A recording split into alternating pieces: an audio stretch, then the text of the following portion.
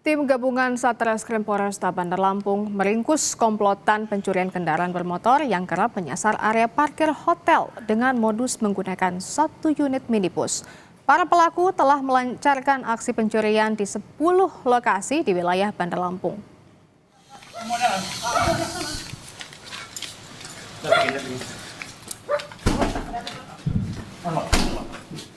3 orang komplotan pelaku spesialis pencurian motor ini tak berkutik saat ditangkap polisi dari Satreskrim Polresta Bandar Lampung. Modusnya, para pelaku melancarkan aksi pencurian motor dengan membawa satu unit mobil minibus di sebuah hotel.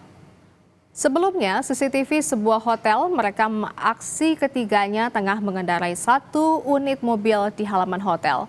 2 pelaku berperan membawa kabur motor hasil curian, sementara 1 pelaku lainnya membawa mobil. Polisi tangkap 3 pelaku, sementara 3 pelaku lain masih buron, saudara. Saat ini ketiga tersangka ditahan dan dijerat pasal 477 KUHP tentang pencurian dengan pemberatan. Bahwa pelaku ini pada saat itu melancar aksinya, memarkirkan kendaraan di parkiran di Hotel Arinas.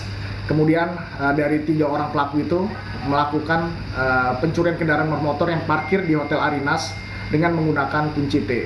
Aku menyampaikan menurut keterangannya 10 TKP yang ada di Bandar Lampung dan kita dalami dengan polsek-polsek lain.